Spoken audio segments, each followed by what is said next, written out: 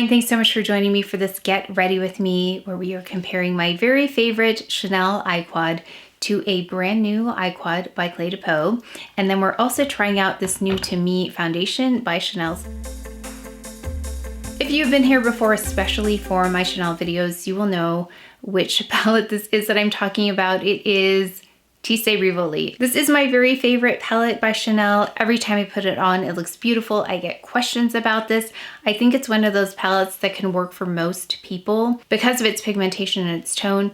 Although it leans cooler, it's more of a neutral palette for me. This is the one I rely on when I need my makeup to look really, really nice. But recently, I've been trying out the new Cle de Peau quads, and one, if not two of them, reminded me of this Tisse Rivoli, so I wanted to do a side-by-side. And many of you also noticed the Cle de Peau palette looked similar to Tisse Rivoli, so I actually have both of them on. So I'm gonna be able to give you my thoughts. And as you can see, they look very similar, so I've got some very interesting information for you about how they turned out and what I see as differences. And we're also trying out a powder foundation today, this one.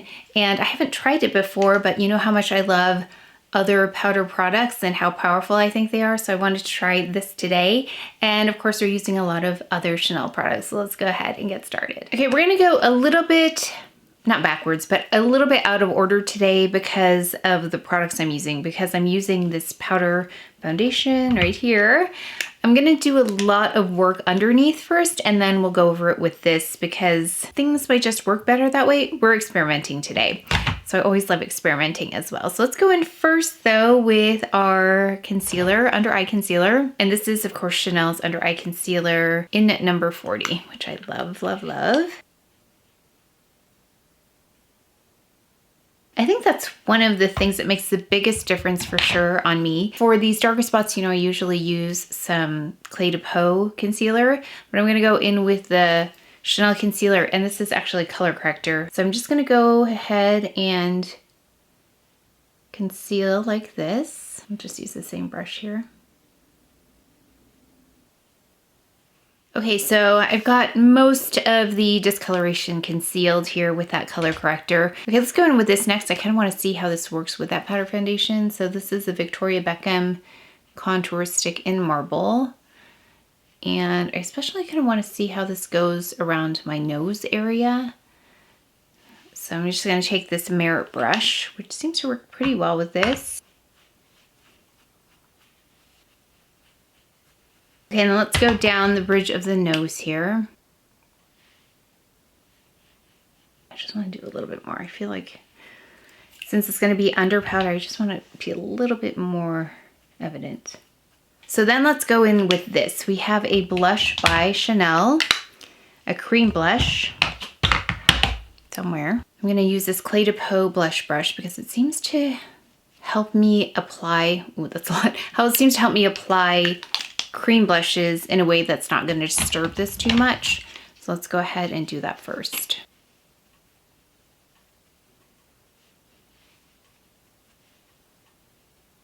It's still disturbing that a little. I'm gonna have to go in and just adjust that in a moment here.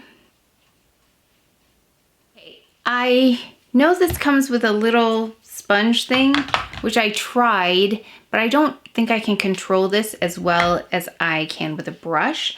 So I'm gonna take this Buff and Blur brush by CHANTECAILLE, just this little mini one here.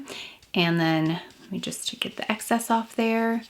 And let me start right here to see how we are with the color match. I feel like, yeah, I can definitely control it better with a brush. Let's do one side first.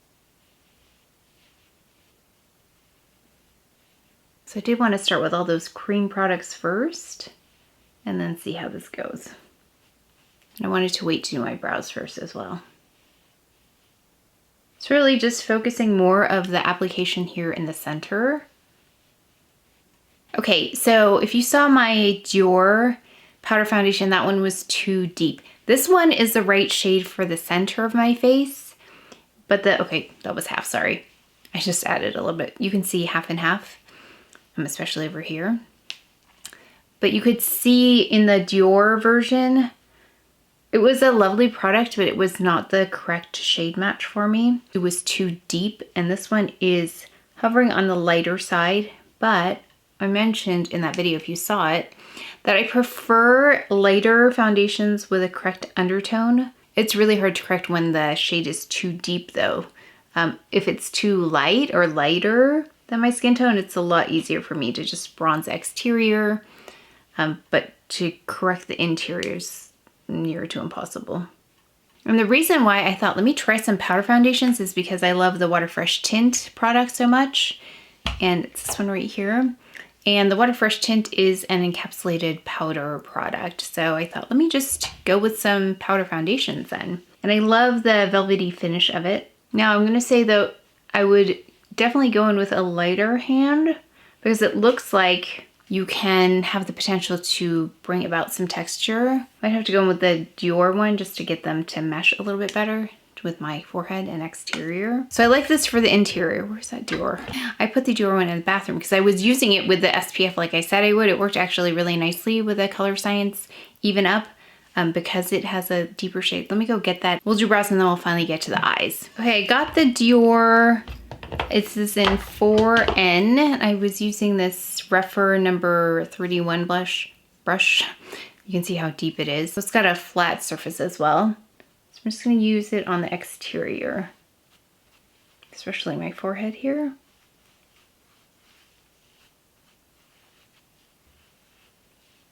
It's a bit better there. We'll bronze on the forehead if we need to. Sometimes it does take a minute to just meld with my skin.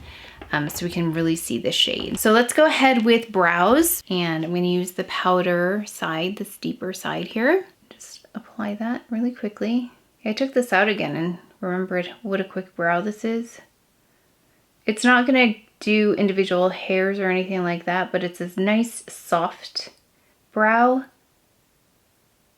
while still providing some nice definition. More to the shape of the brow. It just fills in really nicely in a soft way. It has the ability to go bolder but also soft at the same time. So sometimes bold brows don't translate into soft. It's just kind of severe. But this one is a bold, soft brow. So I like this product specifically for that look. And I really like how it builds up the front, here in a nice soft way. So you can see that it looks really quite natural still. I'm gonna take the spoolie now and take the waxier side, and we're going to apply it with the spoolie. I know it seems silly to use these little implements, but they actually work quite nicely. Very pleased with my brows when I use this product.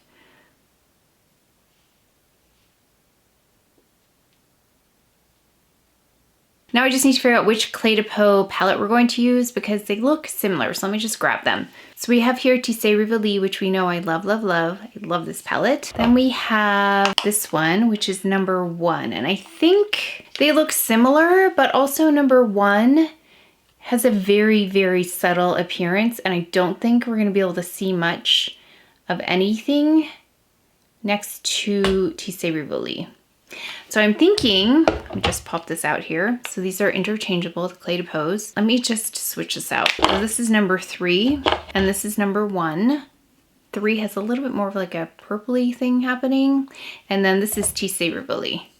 So 3, 1, 3, 1. See, I feel like it could be both. But I think the effect isn't closer to number 3. So let's go with number 3 to compare it with. So now we've got palette 3 and Tisse Rivoli. 28 REPHR, and let's go in with this, which you let me know is a primer. And it is, yes, it's a primer. So we're gonna apply this first here. And then I feel like maybe we don't apply primer. See, I'm confused on what I should do on the other side because if I apply primer on the Tisse Rivoli side, I don't know if we're gonna get a fair assessment. If I apply primer to this Tisse Rivoli side, it's going to be very apparent because the primer I would use is the Chantecaille, which is going to be more opaque than this primer. So I feel like I don't wanna put that down because it's not the same kind of primer. If that makes any kind of sense. This is more sheer, even though it has like a creamier feeling to it. It's nothing like the Cle de Peau. So since I don't have a primer, let's just go in with this first because it's lighter. So let me just take this brush. It's not as dense either. This is a 102. I'm sorry, this is a 2 by REPHR. So let's just apply that and see how that looks. I'm taking this lightest shade here. So interestingly, so far, they kind of look similar. Just these 2 lightest shades. So I'm just gonna apply it kind of like a primer then. That's really kind of interesting that they're very similar. Let me look down for you. I mean, it's very subtle, but if I didn't know, if you didn't tell me I was using 2 different eyeshadows, I wouldn't immediately be able to tell. What I can tell though, there's more intermittent shimmer here, more visible particles here, but it's very slight on the Tisse Rivoli. Oh, interesting. Okay, let's go in with a crease color. So we don't have the same matchup to this color, which I'm going to put on the crease. In the crease, the second deepest color right here in the Tisse Rivoli, but I am going to put this color in the crease. This one, so these are the 2 I'm going to be comparing. So this one in the Cle de Peau and this one in the Tisse Rivoli. I feel like this one in number 1 is closer. This one right here to this one. But I just recall it wasn't as evident. So yeah, I feel like number 3 is closer. I could do a comparison with number 1, but let's stick with 3 for now. Okay, so let's take this one from the Cle de Peau. I'm going to take the 202 brush by BK Beauty. We're going to go in the crease. I think this is my favorite, one of my very favorite eyeshadow shades, whether it was in a quad or not. It's such a lovely color in the crease and provides the most lovely, soft definition. But not at all too heavy. Pretty, pretty. This is a slightly similar brush. It's a 201 by BK Beauty. It's a little fluffier. It's not as condensed. Let's take this and put that in the crease.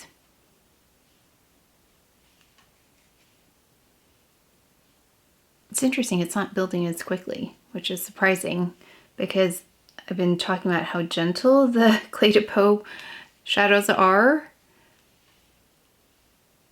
Yeah, there's just an extra level of dimension with these Cle de Peau shadows that I'm seeing versus this Chanel formula.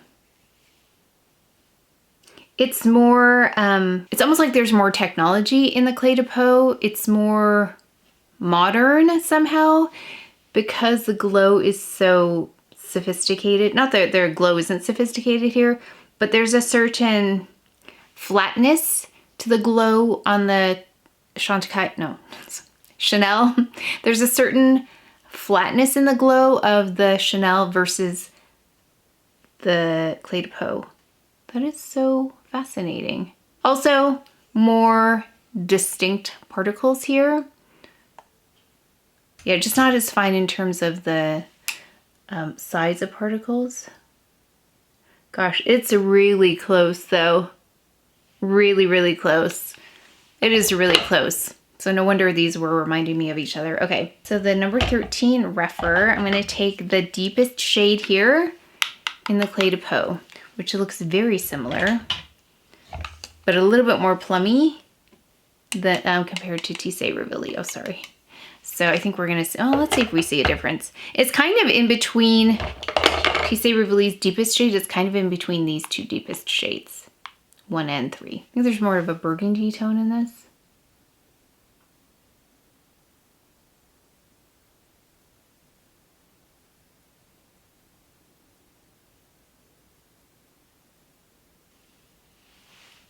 Beautiful, that's so pretty. And these are seamless, these Cle de Peau shadows. I'm gonna take, the closest thing I have that's around that size is a old Wayne Goss. I wish he had these brushes still, in a number 20. It's the closest thing I have to the number 13.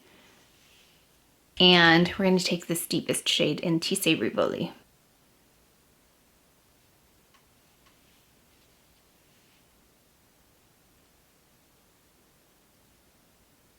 It's so interesting when they're on, there's more of a purple tone here in the Tisse Rivoli. Wow, these look virtually the same. Isn't that interesting? It's just the level of glow that you have to really lean in, like, I don't think you can see it from there, but from here, like 6 to 8 inches away from my face, or what is that, 10 inches? That's where I can see it. And I have to look really closely. Like, if you didn't know, I would think it looks like the same palette. I'm gonna take a little bit of this shade that I put in the crease, just put it right next to the deepest shade. And then I'm gonna take a little bit of this lightest shade. I'm going to pop that right in the center. Just so we kind of blend together here.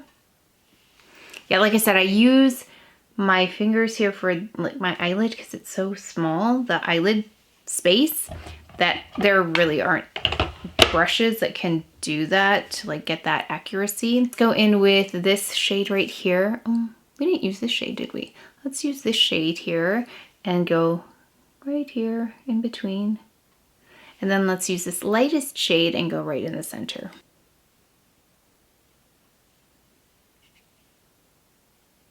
Blend quickly. And then let's take the 201 brush and blend quickly. So similar. I'll look down for you. I hope everything is even and blended. There's a little bit, I've got to say, there's just the slightest amount of intensity here from that deepest shade versus this shade. But other than that, just, you know what? Here it is. This has a skin smoothing element to it. The Cle de Peau. Whatever technology is in here is making the skin look smoother. I've never checked to see if my eye skin is different from eye to eye, so I don't know if there's a factor there, but there's something skin smoothing about the Cle de Peau palette. You are seeing how closely I have to examine this to be able to tell, but that is my biggest takeaway from the side by side. Okay, I'm gonna put on mascara and then we'll finish up. Okay, I just added a little bit of La Prairie, I couldn't help myself. Right there in that deepest part, I added a little bit of Cle de Peau concealer in the corners, and then I just wanna add a little bit of trench right underneath.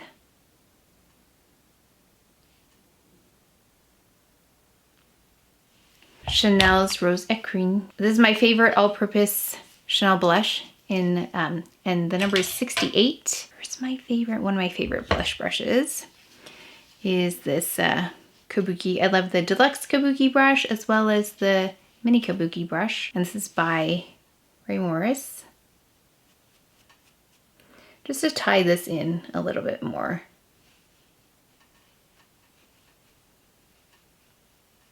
Okay, I just want to go in with one of my Rouge Coco Baumes. So I have a few here to choose from. Now I love Natural Charm, but it's a little bit warm. And then I have a couple more. So I've got also Fall For Me 924. And I have, which is much deeper than that. And then I also have number 930, which is like a brownish tone, Sweet Treat. So this is Sweet Treat. Maybe I'll go in with a little bit of Fall For Me, just maybe like a stain. Let's see how that goes. Okay, this is gonna work. Ooh, it's quite bold, isn't it, compared to what I've been wearing? And then let's go in with a little bit of gloss. I've been loving this Dior Gloss in 016. Okay, so final look here. I have some thoughts. Let's talk about this foundation first. I really enjoyed applying all the cream products first and then going over it with the foundation. I did need to deepen the blush a little bit because it got slightly lost in there, but if I went in with more blush to begin with, it might have solved the problem. I can see though, if I add too much concealer and then add the powder on top, it's going to be an issue in terms of seeing texture. So go lightly on concealer and then maybe build up with the foundation, but I definitely would be cautious about putting too much concealer on underneath. But I like the finish. It has a lovely glow. It's very similar to that Dior product, the Dior powder foundation, but this is closer to the shade that I need, especially going into fall and winter, which is B40. I don't know if I said, this is B40. It's a really great shade for the interior of my face. So we're gonna see how long this lasts, but it doesn't have like that powdery finish that I remember from powder foundation. Yeah, you definitely have a bit of a glow even though it's a powder, which I really like. It's very natural looking. And if you notice, I didn't use any powder. So the foundation served as a powder as well, which I also really liked. Now it does make me wonder if I could compare this to the Perfect Blur Powder by Chantecaille because they kind of do the same thing. Okay, now let's talk about these. I think I picked the right Cle de Peau palette, even though they don't look exactly the same on the eye. It's pretty amazing, I'll look down, how similar they look. If I didn't know that I was using two different palettes, it would be really difficult to tell. The main difference here is the finish. There are skin care benefits in this as well. So that's another thing that's infused in this formula, but the glow is just more sophisticated. The particles are more fine. It looks a little bit more modern and it's more skin flattering. So although this Tisse Rivoli does not bring about texture, I've never noticed that, but side by side there is a smoother appearance to the skin on the Cle de Peau. So if you love Tisse Rivoli, you might love this one even better, especially if you're concerned about texture in the eye area. I would love to know your experience with this palette if you have it, or any of the Cle de Peau palettes, because I am loving them. They are, I'm gonna say, on their way to becoming my favorite formula for eyeshadows. I still have to try out more of them, but so far, I'm just so impressed with how lovely they look, what a beautiful glow they lend to the eyes, and how eye enhancing they are. But that's going to be my main difference that I've observed so far. I'm gonna watch for the wear on this, how they wear side by side. But in terms of application, I mean, the application was very similar. They were both seamless, both easy to apply, both look really beautiful on. But that is it for today's video, so please take care of each other, stay well. If you enjoyed this video, if you learned something, please give it a thumbs up, subscribe, and I will see you next time.